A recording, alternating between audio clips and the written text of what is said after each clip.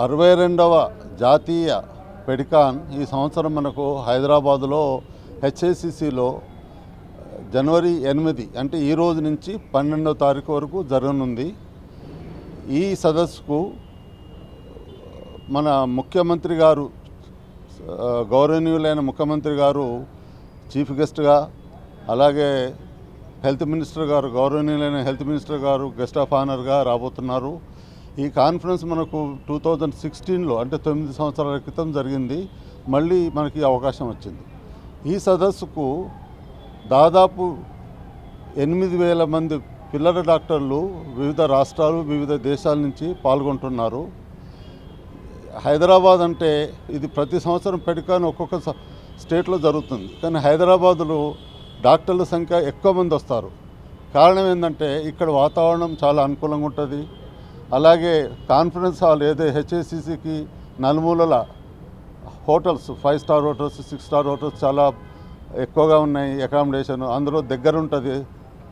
కాన్ఫరెన్స్కు అన్ని విధాలు కూడా వాళ్ళకు సౌకర్యాలు ఉండటం వల్ల మనకు హైదరాబాద్కు డెలిగేట్స్ ఎక్కువ వస్తారు. అన్నిటికంటే ముఖ్యంగా ప్రపంచంలోనే ప్రఖ్యాతిగాంచిన హైదరాబాద్ బిర్యానీ కాబట్టి డెలిగేట్స్ ఎక్కువ వస్తుంటారు.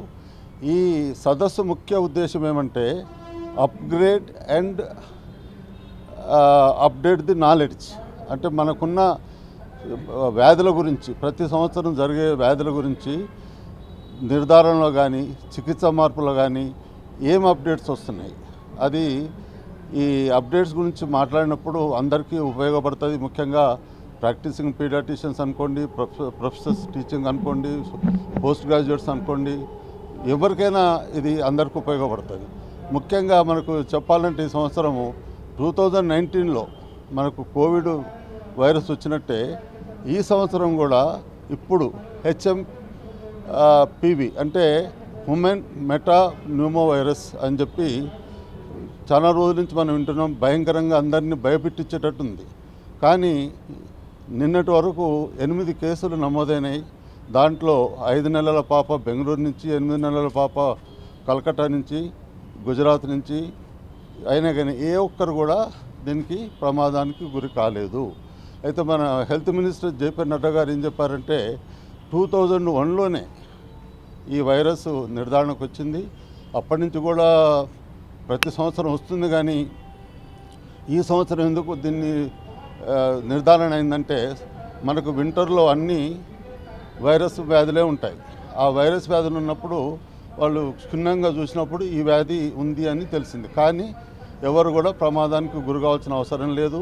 2001 అంటే దాదాపు 24 ఏళ్ల క్రితం వచ్చింది కాబట్టి దీనికి వ్యాక్సిన్ లేదు.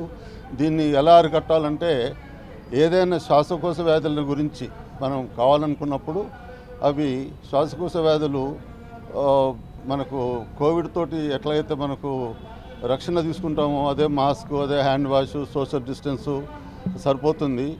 కాబట్టి ఈ వ్యాధి గురించి ఆందోళన పడవలసిన అవసరం లేదు. అలాగని నిర్లక్ష్యం చేస్తే ఏ వ్యాధి ప్రమాదం గురి కావచ్చు. నిర్లక్ష్యం చేయకూడదు, ఆందోళన పడవద్దు. అయినా కూడా ఈ సదస్సులో క్షుణ్ణంగా ఈ వ్యాధి గురించి మాట్లాడతారు.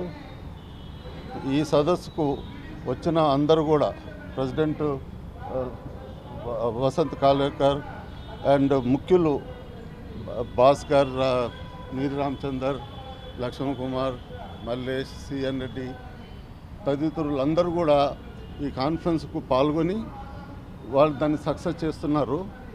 మీ మీడియా ద్వారా ఏం జరుగుతుందనేది ప్రజలకు అవగాహన జరగాలి కాబట్టి మా మీడియా మిత్రులందరికీ ధన్యవాదాలు. Like and subscribe Eagle Media Works.